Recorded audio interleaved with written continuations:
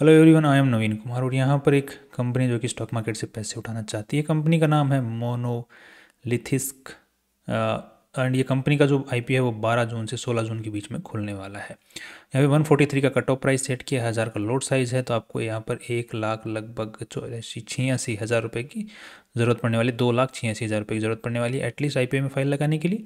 और यहाँ पर 82 करोड़ रुपीज़ की कंपनी टोटल उठाना चाह रही है और खुद की जो वैल्यू लगा रही है वो 310 करोड़ रुपये लगा रही है। कंपनी के जो प्रमोटर लोग हैं, मालिक लोग हैं, उनके पास में पूरा मालिकाना हक था कंपनी में। Before IPO, after the IPO 74% के आसपास में रह जाने वाला है। बाकी के जो पोर्शन है उसके पब्लिक मालिक हो जाएगी। नेक्स्ट यहाँ पर कंपनी करती क्या है, तो यहाँ पर एक नाम देखने मिला, रेमिंग मास बनाती है कंपनी। सो ये मैन्युफैक्चर भी करती है, सप्लाई भी करती है। तो रेमिंग मास क्या होता है, तो यहाँ पर जो इंडिया के अंदर या इंडिया के बाहर में जो भट्टियाँ चलती हैं जिसके अंदर में स्टील के लोहे को गलाने का काम होता है, गलता है, तो वो स्टील की जो भट्टियाँ, जिनमें भट्टियाँ जो होती हैं जिनमें स्टील गलता है, सोच को देखो उसको कितना गर्म करना पड़ता होगा। तो वो जिस चीज़ में गलता है, राइट, जिस चीज़ में वो मोल्ट होता है, लिक्विड फॉर्म में कन्वर्ट होता है गलने के बाद में, तो उसका जिस चीज़ में वो गलता है उसका बहुत ही ज़्यादा और मजबूत होना ज़रूरत है। तो वो जिस चीज़ की भट्टी बनती है उसमें जो मटेरियल यूज़ होता है भट्टी बनाते वक्त, उसमें यूज़ होता है रेमिंग मास, राइट। इसकी काफ़ी सारी कंपनियां हैं जो ये रेमिंग मास बनाती हैं और स्टील की, आयरन की या फिर दूसरे मेटल्स की जो भट्टियां बनती हैं उनमें मैक्सिमम रेमिंग मास का यूज़ होता है। ये अलग अलग कैटेगरी के होते हैं कि आप कौन से पर्टिकुलर मेटल के लिए रेमिंग मास यूज़ कर रहे हो। तो ये आप अगर एल्यूमिनियम की भट्टी चला रहे हो, कॉपर की चला रहे हो, स्टील की चला रहे हो, आयरन की चला रहे हो, तो वो अलग अलग कैटेगरी के अलग अलग मेटल्स के लिए रेमिंग मासेस आते हैं। तो ये कंपनी क्या है, ये मैन्युफैक्चर करती है।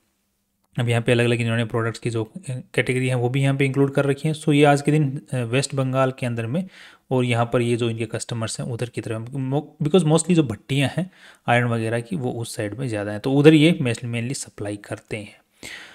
नेक्स्ट यहाँ पर अब फ्यूचर में इस चीज़ की डिमांड जो है वो बनी रहने की उम्मीद है, बिकॉज भट्टियाँ चलती रेमिंग मास की ज़रूरत पड़ती रहेगी। तो पॉइंट ये है कि जो इनके कस्टमर्स हैं वो माल इन्हीं से खरीदते हैं कि किसी और से खरीदते हैं, बिकॉज मार्केट में और भी कंपनियाँ हैं। आज के दिन 310 करोड़ की इन्होंने वैल्यू लगाई है, राइट। अब यहाँ पे कंपनी जो पैसे उठा रही है लगभग 80 करोड़ रुपए, उनका क्या करने वाली है उनके बार थोड़ा सा देख लेते हैं। तो उसी के साथ में हम लोग कंपनी का आगे बढ़ने की कोशिश करते हैं। उससे पहले एक चीज़ और दिखा देता हूँ मैं आपको कि कंपनी का जो आईपीओ लेके आ रहे हैं वो हैम सिक्योरिटीज़ वाले लेके आ रहे हैं। इनका अपने आप में एक नाम है। यूजुअली ये पहले थोड़े एक 1.5 साल पहले अगर बात करूँ तो ये जो आईपीओज लेके थे बहुत अच्छा परफॉर्म करते थे, बट अभी क्या है कि मार्केट में एक ऐसी एक दौड़ चल पड़ी है लीड मैनेजर्स की। तो हर लीड मैनेजर मतलब ज़्यादा से ज़्यादा कस्टमर पाने के लिए अच्छी उनको वैल्यू दिलाने की कोशिश करता है। सो इन्वेस्टर्स की ज़्यादा वैल्यू बचती नहीं है, but still ham securities is फिर भी इनका नाम बना हुआ, बिकॉज पास्ट के नाम इनका अच्छा बना हुआ है।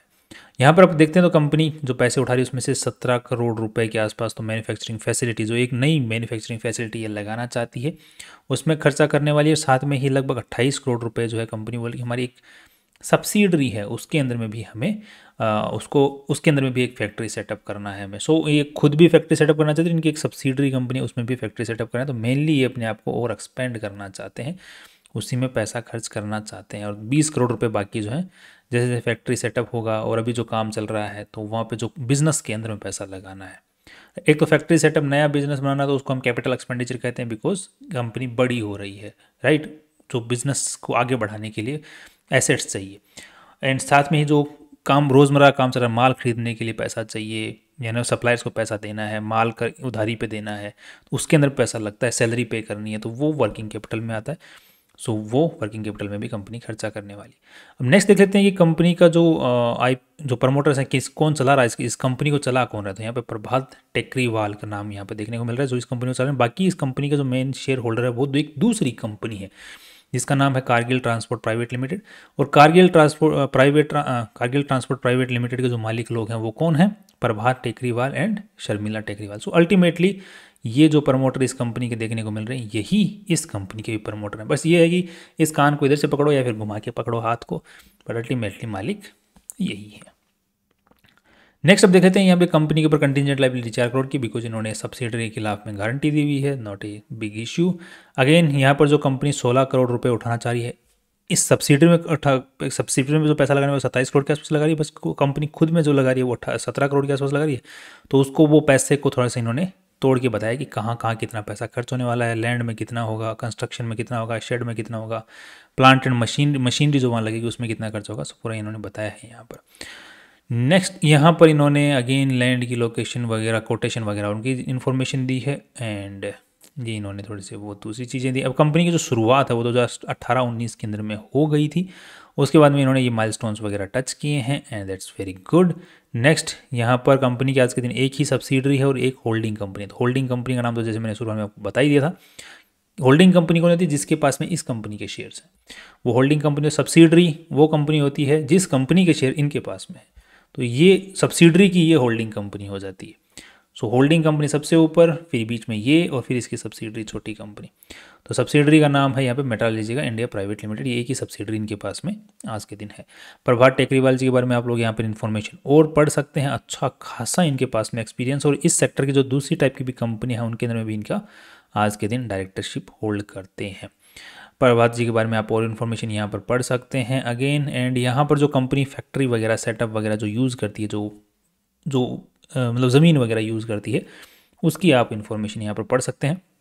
मोस्टली जो ये ज़मीनें रख रहे हैं जो फैक्ट्री सेटअप के लिए, वो ओन्ड हैं, इन्होंने खरीद रखी हैं।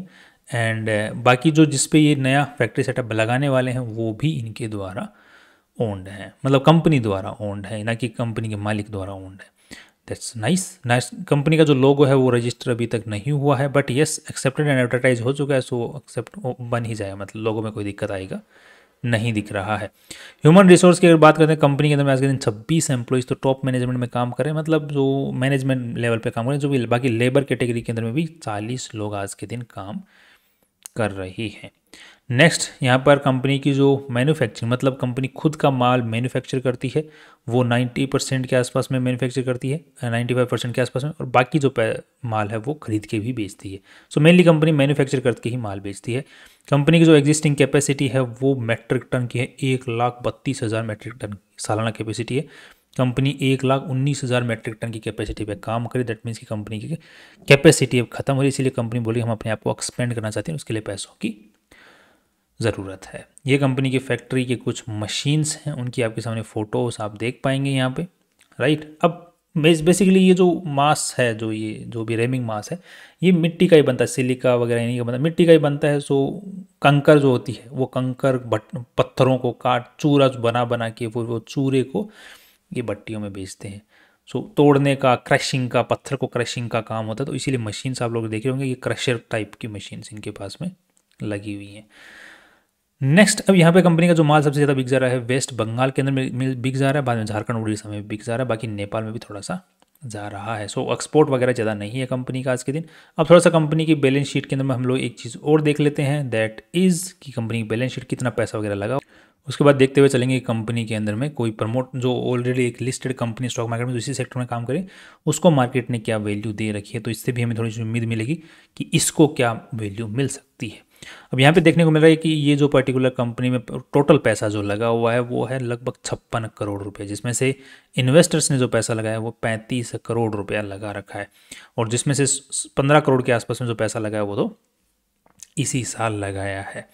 अब यहाँ पे देखने मिला कंपनी की बैलेंस शीट की जो साइज़ है वो अच्छी खासी बढ़ चुकी है कंपनी में, और पैसा लगने के बाद में पिछले साल जो है, पिछले साल के मुकाबले कंपनी की कैपेसिटी के अंदर में और पैसा लगने के बाद में 56 करोड़ की हो चुकी है, जबकि पिछले साल 27 करोड़ की ही थी। अभी ये जो पैसा है कहाँ कहाँ लगा हुआ है, तो फैक्ट्री वगैरह के अंदर में 12 करोड़ रुपये लगे हुए हैं, मशीनरी वगैरह, शेड वगैरह, उसके अंदर में पूरा ज़मीन खरीदने में सब कुछ में 12 करोड़ रुपये लगे हुए हैं। बाकी जितना भी पैसा है वो या तो माल में पड़ा हुआ है, इन्वेंट्री पड़ी हुई है इनके पास में, और दूसरा ट्रेड रिसीवेबल्स, मतलब सप्लाई इन्होंने कर रखा है, उसका पेमेंट अभी तक आया नहीं है। और मेनली जो इनका जो ट्रेड रिसीवेबल्स है वो पिछले साल के मुकाबले इस साल बहुत ज़्यादा बढ़ गया है, लगभग हर साल डबल हो रहा है ट्रेड रिसीवेबल्स। तो क्या इनका जो माल बिक रहा है वो क्या वो भी डबल हो रहा है, जो रेवेन्यू जिसको सेल्स हम बोलते हैं क्या वो भी डबल हो रही है। तो यहाँ पे सेल्स जो है, सेल्स में भी अच्छा खासा इजाफा हो रहा है, बट यहाँ पर कंपनी का ट्रेड रिसीवेबल्स बहुत ज़्यादा बढ़ रहा है। दैट मीन्स की कंपनी अपने प्रोडक्ट को ज़बरदस्ती मार्केट में पुश कर रही है, उधारी पे माल दे रही है। एंड यहाँ पर दूसरा देखने को मिल रहा है कि कंपनी के मार्जिन्स कैसे हैं, क्या उधारी पे देने लायक मार्जिन्स हैं, तो यहाँ पर देखने को मिल रहा है कंपनी के मार्जिन्स बहुत अच्छे हैं, राइट। यहाँ पर नेट प्रॉफिट्स कंपनी निकाल ले पा रही है 15, 16, 17% के आसपास में। दैट मीन्स कि मार्जिन्स बहुत अच्छे हैं। यहाँ पर कंपनी के ऊपर में फाइनेंस कॉस्ट कुछ खास नहीं है, डेप्रीशिएशन कंपनी अच्छा खास ठीक ठाक चार्ज कर रही है, और बाकी एक्सपेंसेस में अदर एक्सपेंसेस ज़्यादा आ रहे हैं यहाँ पर। और जिस टाइप का कंपनी काम कर रही है और जिस सेगमेंट में काम कर रही है और जो कस्टमर्स, जिस जगह पे कंपनी के कस्टमर्स हैं, वहाँ पर अदर एक्सपेंसेस होना लाजमी है।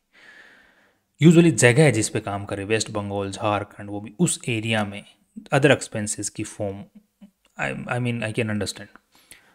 नेक्स्ट अब देख लेते हैं कि कंपनी 15 करोड़ के आसपास में कंपनी के नेट प्रॉफिट्स हैं। दैट्स अगेन नाइस, बट यहाँ पर मेरे को नेट प्रॉफिट से ज़्यादा कंपनी के ट्रेड रिसीवेबल्स ज़्यादा तंग कर रहे हैं। बट यहाँ पर कंपनी के नेट प्रॉफिट्स इतने ज़्यादा हैं कि ट्रेड रिसीवेबल्स इतना बड़ा इश्यू नहीं नजर। अब यूजुअली क्या था, ट्रेड रिसीवेबल्स आपको तंग करता है जब आपके नेट प्रॉफिट्स कम होते हैं ट्रेड रिसीवेबल से। यहाँ पर नेट प्रॉफिट्स ट्रेड रिसीवेबल से ज़्यादा है। दैट मीन्स कंपनी ज़्यादा मुनाफा कमा पा रही है। अगर पुश भी करती है, अगर कहीं पे राइट ऑफ भी करना पड़ता है पेमेंट, तो भी ज़्यादा दिक्कत की बात नहीं दिख रही है क्योंकि प्रॉफिट ज़्यादा अच्छे हैं। नेक्स्ट अब देख लेते हैं कंपनी का cash flow. Cash flow statement is good, operating cash flow is good, और that in the positive sense is good, not in the negative sense good, right.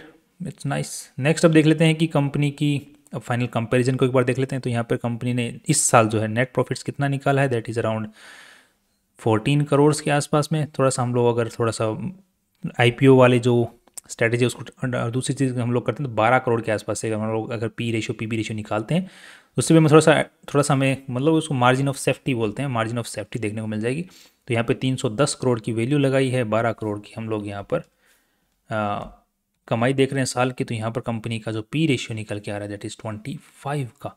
25 के P रेशियो अगर हम लोग कंपेयर करके देखते हैं, इस कंपनी के साथ में राघव प्रोडक्टिविटी एनहेंसर, ये भी सिमिलर सा काम करती है, इसका 88 का P रेशियो है।